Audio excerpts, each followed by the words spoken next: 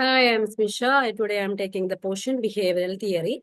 Actually, behavioral theory is the understanding human behavior through conditioning and learning. The term is very important, conditioning and learning. So, you know who is the founder or the father of this behavioral theory? J.B. Watson is considered as the John V. Watson. J.B. Watson is considered as the father of behavioral theory. Okay, let's go to the introduction. So, the introduction topic, the behavioral theory emphasizes observable behavior instead of internal thoughts or emotions. ഇപ്പൊ ഒരു കുട്ടി ഒരു കാര്യം observe ചെയ്ത് അത് analyse ചെയ്യാണ് അല്ലെ, അവിടെ ഇന്റേണൽ തോട്ട്സോ ഇമോഷൻസോ ഒന്നുമില്ല. നമ്മൾ എങ്ങനെ കാണിക്കുന്നു അതുപോലെ തന്നെ കുട്ടി ചെയ്ത് കാണിക്കുക. ഓക്കെ, സോ അവിടെ എന്താ സംഭവിക്കുന്നത്? It focus on learning through the interaction with the environment. This theory is grounded in empirical research and experiment. So this behavioral theory, one of the school of psychology, it is grounded in empirical research and experiments. Okay, so let's see what are the key concepts of this behavioral theory. So the key concepts of this behavioral theory is that behavior is developed through the experiences and the action consequences, and that defines the stimulus response. നമ്മളൊരു action ചെയ്തു, നമ്മളൊരു work ചെയ്തു, ആ വർക്കിന് നമുക്ക് കിട്ടുന്ന response എങ്ങനെയാണ്? Even punishment ആവാം, അതല്ലെങ്കിൽ നമുക്ക് റീഇൻഫോഴ്സ്മെന്റ് ആവാം. അതാണ് എന്ത് ചെയ്യുന്നത്? ആ ഒരു സ്റ്റിമുലസിന്റെ ശക്തി കൂട്ടുന്നത് അല്ലെങ്കിൽ കുറയ്ക്കുന്നത്. Okay, so classical and operant conditioning are the main mechanism of learning. Okay, then the major theories of this behavioural theories are I.P. Pavlov's classical conditioning, B.F. Skinner apparent conditioning, John B. Watson's behaviorism, and Albert Bandura's social learning theory. So these are the major theories of behaviorism. Let's go to the classical conditioning. Okay, so classical conditioning, the theory proposed by I.P. Pavlov or Ivan Pavlov. Pavlov's experiment he done with the dogs. Okay, so key elements in these experiments are unconditioned stimulus, unconditioned response, conditioned stimulus, conditioned response. Okay, ഇപ്പൊ നമുക്കത് confusion ആവും, എന്താണ് ഈ condition unconditioned എന്നൊക്കെ പറയുമ്പോൾ നമുക്ക് figure നോക്കിയാൽ കുറച്ചും കൂടി എളുപ്പമായിരിക്കും. ഓക്കെ, നമ്മൾ ഒരു ഡോഗിന് ഫുഡ് കൊടുക്കുകയാണ്. ഓക്കെ, അപ്പൊ അവിടെ ഡോഗിന് ഫുഡ് കൊടുക്കുമ്പോൾ ഡോഗ് എന്ത് ചെയ്യും? ആ ഫുഡ് കാണുമ്പോൾ ഡോഗ് എന്ത് ചെയ്യും? സലൈവേറ്റ് ചെയ്യും അല്ലെ? അപ്പൊ ഫുഡ് എന്ന് പറയുന്നത് അവിടെ എന്താണ്? ഒരു അൺകണ്ടീഷൻഡ് ആയിട്ടുള്ള സ്റ്റിമുലസ് ആണ്. For the response of that stimulus, the salivation occurs.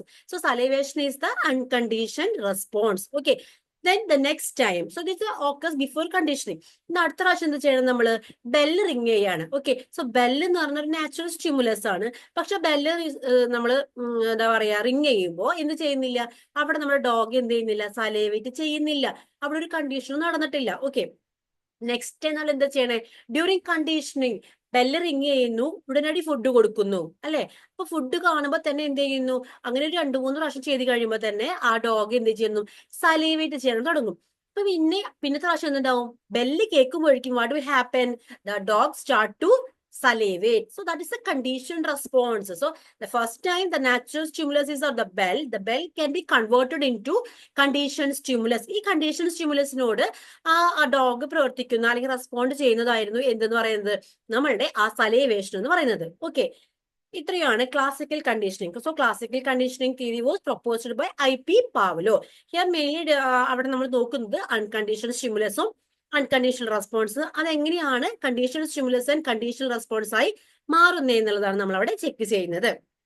Okay, അടുത്തത് ഒപ്പാരന്റ് കണ്ടീഷനിങ് ആണ്. Operant conditioning the theory was proposed by B.F. Skinner. So ഇവിടെ നമ്മൾ പറഞ്ഞു the strength of or weakness of the stimuli are managed by the rewards or the punishment. നമുക്ക് positive reinforcement ആവും, negative reinforcement ആവും. Both will effect the ആ ഒരു സ്റ്റിമുലസിന്റെ ആ ഒരു വേഗതേനെ അല്ലെങ്കിൽ ആ ഒരു എങ്ങനെയാണ് ആ സ്റ്റിമുലസ് ഫോം ചെയ്യേണ്ടത് അതിന് എന്ത് കാരണമാകുന്നു? ഈ പറഞ്ഞ പോസിറ്റീവ് റീഇൻഫോഴ്സ്മെന്റും നെഗറ്റീവ് റീഇൻഫോഴ്സ്മെന്റും ഹെൽപ്പ് ചെയ്യുന്നുണ്ട്. ഓക്കെ, നമ്മളൊരു കാര്യം ചെയ്തു, ക്ലാസ്സിൽ ഒരു വർക്ക് ചെയ്തു. Okay, the teacher said that you did it well എന്ന് പറഞ്ഞു കഴിഞ്ഞിട്ടുണ്ടെങ്കിൽ വാട്ട് വിൽ ഹാപ്പൻ?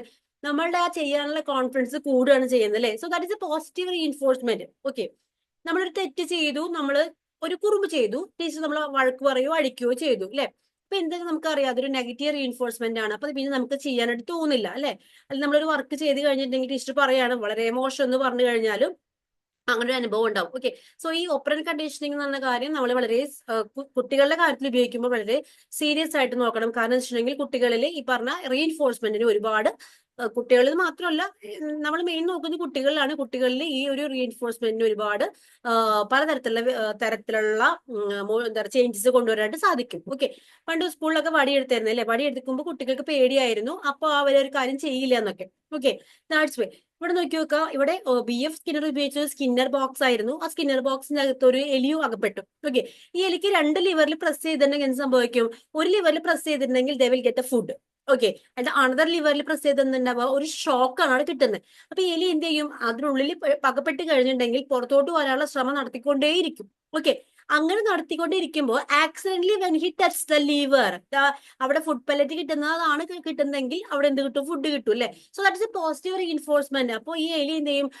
അങ്ങനെ ചെയ്ത് അതിൽ തൊടാനുള്ള ഇവിടെ തിങ്കിങ് ഒന്നുമല്ല, നമ്മളത് ആ ഒരു സ്ഥലത്ത് തൊട്ടാൽ ഇങ്ങനെയാവും, ഫുഡ് കിട്ടുമെന്നത് പഠിക്കുകയാണ് ചെയ്യണം അല്ലെ. തിരിച്ച് ആ ലിവറിൽ തൊടുമ്പോൾ നെഗറ്റീവ് ഷോക്കാണ് കിട്ടുന്നതെങ്കിൽ അതിൽ നിന്ന് വേർപെട്ട് നിൽക്കാനായിരിക്കും മേ ബി ശ്രമിക്കുക. ഓക്കെ, അതാണ് നമ്മൾ പറയുന്ന സ്കിന്നർ ബോക്സ് എന്ന് പറയുന്നത്. അടുത്തെന്ന് പറയുന്നത് നമ്മൾ പറഞ്ഞു the father of this behaviourism എന്ന് പറയുന്നത് ജോൺ ബി വാട്സൺ ആണെന്ന് പറഞ്ഞു.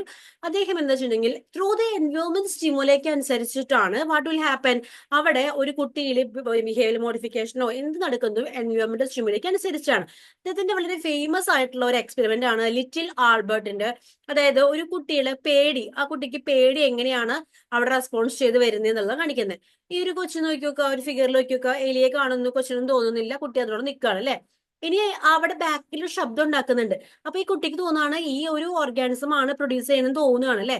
അപ്പൊ ആ കുട്ടിക്ക് ഒരു പേടി ഉണ്ടാക്കി എടുക്കാനുള്ള ഒരു ത്രൂ ദ എൻവയോൺമെന്റ് ആണ് അത് സ്റ്റിമുലേറ്റ് ചെയ്തുകൊണ്ടിരിക്കുന്നത്. അതല്ലാതെ ആ കുട്ടിക്ക് ഒരു സാധനത്തിനും പേടി തോന്നില്ല. ഇപ്പൊ നമ്മൾ തന്നെ കുട്ടികളോട് പറയും, ഇപ്പൊ നമ്മൾ കോണി കയറുമ്പോൾ കുട്ടികൾക്ക് അറിയില്ല അത് തെന്നി വീഴുമോ ഒന്നും അറിയില്ല, നമ്മൾ പറയും കേറല്ലേ വീഴും അങ്ങനെ ഇങ്ങനെ പറഞ്ഞ് നമ്മൾ പേടിപ്പിക്കും അല്ലെ.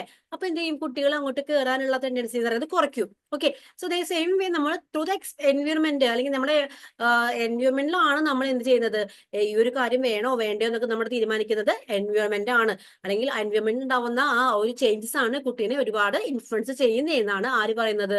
നമ്മുടെ ജോൺ ബി വാട്സൺ പറയുന്നത്. ഓക്കെ, അടുത്തത് സോഷ്യൽ ലേണിംഗ് തിയറി ആണ്. സോഷ്യൽ ലേണിംഗ് തിയറി എന്ന് പറയുന്നെങ്കിൽ ആൽബർട്ട് ബന്ദൂര. ഇപ്പൊ നമുക്ക് ഏറ്റവും നല്ല എക്സാമ്പിൾ എന്ന് പറഞ്ഞു കഴിഞ്ഞിട്ടുണ്ടെങ്കിൽ ഇപ്പൊ എന്തെങ്കിലും ഒരു കാര്യം നമ്മൾ ഇപ്പൊ ഇമിറ്റേറ്റ് ചെയ്യുക അല്ലെ. അതായത് ബോബോഡോളിന്റെ എക്സ്പെരിമെന്റ് ആണ്, വളരെ ഇമ്പോർട്ടന്റ് ആണ്. അത് കുട്ടികളെ ഒരു റൂമിലിരുത്തി ബോബോഡോളിന്റെ എക്സ്പെരിമെന്റ് കാണിച്ചു കൊടുത്തു, ഇടിക്കുന്നത് കാണിച്ചു കൊടുത്തു. അത് കഴിഞ്ഞ് കുറെ കഴിഞ്ഞിട്ട് ഈ കുട്ടികളെ വേറെ റൂമിലേക്ക് ഇരുത്തിയപ്പോൾ ഇവരെന്ത് ചെയ്യാൻ തുടങ്ങി? ഇങ്ങനെയുള്ള ഈ ഒരു അഗ്രസീവ് ബിഹേവിയർ കാണിക്കാനായിട്ട് തുടങ്ങി എന്നാണ് പറയുന്നത്. ഓക്കെ, ഇപ്പൊ നമുക്കറിയാം ഈ ഒരു സോഷ്യൽ ലേണിംഗ് തിയറിയുടെ ഭാഗമായിട്ട് നമുക്ക് നല്ലതും പൊട്ടയുമായിട്ടുള്ള ഒരുപാട് കാര്യങ്ങൾ നമുക്ക് ഇതിൽ നിന്ന് പഠിച്ചെടുക്കാൻ സാധിക്കും. ഇപ്പൊ വൺസ് മൈ പിയർ പ്രഷർ കൊണ്ട് വൺസ് നമ്മുടെ ഫ്രണ്ട് ഇത് ഉപയോഗിക്കുകയാണ്, ഈ ഡ്രഗ്സോ അല്ലെങ്കിൽ എന്തോ ഉപയോഗിക്കുകയാണ്. സോ നമ്മൾ എന്ത് ചെയ്യുന്നു? ആ തരത്തിലേക്ക് പോയാലോ എന്ന് ചിന്തിക്കാം. ഓക്കെ, പിന്നെ അതുപോലെ തന്നെ നമ്മൾ വിചാരിക്കുന്ന അല്ലെങ്കിൽ നമ്മൾ ഇഷ്ടപ്പെടുന്ന ഒരു ആക്ടറോ ആക്ട്രസോ വേറെ ചെയ്യുന്ന ഡ്രസ്സോ അല്ലെങ്കിൽ വേറെ ചെയ്യുന്ന തരത്തിലുള്ള പാറ്റേൺസോ അല്ലെങ്കിൽ അവരുടെ ബിഹേവിയർസോ അല്ലെങ്കിൽ അവരെ മോഡലാക്കാനൊക്കെ നമ്മൾ മാക്സിമം ശ്രമിക്കും. ഓക്കെ, സോ ഇതൊക്കെ എന്താണ്? നമ്മുടെ ഒബ്സർവേഷൻ ലേണിംഗിന്റെ ഭാഗമായിട്ട് നമുക്ക് വരുന്ന ചേഞ്ച് ആണ്. അപ്പൊ ഇത് രണ്ടു തരത്തിലാവാം, മേ ബി ഇറ്റ് ഗുഡ് ആയിരിക്കാം, അതല്ലെങ്കിൽ ബാഡ് ആയിരിക്കാം. സോ സോഷ്യൽ ലേണിംഗ് തിയറി കൊണ്ടുവന്നത് ആൽബർട്ട് ബന്ദൂരയാണ്. അപ്പൊ നോക്കി നോക്കൂ എങ്ങനെയാന്ന് വെച്ചിട്ടുണ്ടെങ്കിൽ നമ്മളുടെ ഒരു ബിഹേവിയറൽ ഫാക്ടേഴ്സും അതുപോലെ തന്നെ പേഴ്സണൽ ഫാക്ടേഴ്സും ഇൻഫ്ലുവൻസ് ചെയ്യുന്നുണ്ട്. അത് പിന്നെ നമ്മൾ ആരെയും കൂടി വേണം? എൻവയോൺമെന്റൽ ഫാക്ടേഴ്സ്. ഇതെല്ലാം കൂടി ചേരുമ്പോഴാണ് അവിടെ എന്ത് സംഭവിക്കുന്നത്? സോഷ്യൽ ലേണിംഗ് തിയറി ഡെവലപ്പ് ചെയ്യുന്നത്. Behavioural factors, personal factors and എൻവയോൺമെന്റൽ ഫാക്ടേഴ്സ്. ഇതൊരു ട്രയാങ്കിൾ പോലെയാണ്, 3 വർക്കിന്റെ ഭാഗമായിട്ടാണ് അവിടെ സോഷ്യൽ ലേണിംഗ് തിയറി നടക്കുന്നത്. അപ്പൊ നമുക്ക് നോക്കാം എന്തൊക്കെയായിരിക്കും ഈ ഒരു പറഞ്ഞ ബിഹേവിയറിസത്തിന്റെ അപ്ലിക്കേഷൻ എന്ന് പറഞ്ഞാൽ എന്തായിരിക്കും. അപ്പൊ നമുക്ക് ഈ ഒരു നമ്മുടെ ലേണിംഗ് സ്ട്രാറ്റജീസ് കൂട്ടാനായിട്ട് ഉപയോഗിക്കാം. പിന്നെ തെറാപ്പി സെക്ഷൻ നമ്മൾ കേട്ടിരിക്കും CBT, കോഗ്നിറ്റീവ് ബിഹേവിയർ തെറാപ്പി എന്നൊക്കെ പറയുന്നത്. അല്ലെങ്കിൽ ബിഹേവിയർ മോഡിഫിക്കേഷൻ, നമ്മൾ ആൽക്കഹോൾ അതായത് ഡി അഡിക്ഷൻ സെന്ററിൽ കൊണ്ടുപോകും അല്ലേ. അവിടെ കൊണ്ടുപോകുന്ന സമയത്ത് നമ്മൾ ഈ പറഞ്ഞ ക്ലാസിക്കൽ കണ്ടീഷനിങ് ഉപയോഗിക്കാറുണ്ട്. പിന്നെ അതുപോലെ തന്നെ ഇൻസെന്റീവ്സ് കൂട്ടിയിട്ട് വർക്ക് പ്ലേസിൽ ആ എംപ്ലോയീസിന്റെ അറ്റൻഡൻസും അതുപോലെ തന്നെ എംപ്ലോയീസിനെ അവിടെ പിടിച്ചു നിർത്താനൊക്കെ നമുക്ക് ബിഹേവിയർ തിയറി നമുക്ക് യൂസ് ചെയ്യാം. ഇത് മാത്രമല്ല പാരന്റിങ്ങിനും പോസിറ്റീവ് റീഇൻഫോഴ്സ്മെന്റ്. ഒരു കുട്ടി ഒരു കാര്യം ചെയ്ത് കഴിഞ്ഞിട്ടുണ്ടെങ്കിൽ വാവ് വെരി ഗുഡ് എന്ന് പറയുമ്പോൾ ആ കുട്ടിക്ക് ഇഷ്ടപ്പെടുക അല്ലെ, ആ കുട്ടി വീണ്ടും വീണ്ടും ചെയ്യാൻ തുടങ്ങും. അങ്ങനെ പോസിറ്റീവ് പാരന്റിങ്ങിനും നമുക്ക് ഇത് കൊണ്ടുവരാനായിട്ട് സാധിക്കും. ഓക്കെ, ഇനി നമുക്ക് ഇതിന്റെ കൺക്ലൂഷൻ എന്ന് പറഞ്ഞിട്ടുണ്ടെങ്കിൽ നമ്മൾ പറഞ്ഞു JB വാട്സൺ ആണ് ബിഹേവിയറൽ തിയറി കൊണ്ടുവന്നതെന്ന് പറഞ്ഞു. അതുപോലെ തന്നെ അതിനെ സപ്പോർട്ട് ചെയ്യുന്ന ഒരുപാട് IP പൗലോ, ആൽബർട്ട് ബന്ദൂര ഒക്കെ ഇതിനെ സപ്പോർട്ട് ചെയ്യുന്ന ആളുകളായിരുന്നു. നമുക്ക് എഡ്യൂക്കേഷനിൽ, തെറാപ്പിയിൽ, അതുപോലെ തന്നെ ബിഹേവിയർ മോഡിഫിക്കേഷനിലൊക്കെ നമുക്ക് ഈ ബിഹേവിയറിസം കൊണ്ടുവരാം. പിന്നെ മാത്രമല്ല നമ്മൾ ഇവിടെ മെയിൻ ആയിട്ട് ഫോക്കസ് ചെയ്യുന്നത് എന്താണ്, experience, learning through the experience ആണ് മെയിൻ ആയിട്ട് നമ്മളിവിടെ മെയിൻ ആയിട്ട് നോക്കുന്നത്. ഇത് ആക്ച്വലി ഒരു ഓൾഡ് സ്കൂൾ ഓഫ് സൈക്കോളജി ആണ്. എങ്കിലും നമ്മളെ ബേസ് എന്ന് പറയുന്നത് എപ്പോഴും എന്ത് തന്നെയായിരിക്കും, ബിഹേവിയർസ് തന്നെയാണ് ഇവിടെ ബേസ് എന്ന് പറയുന്നത്. Okay, clear?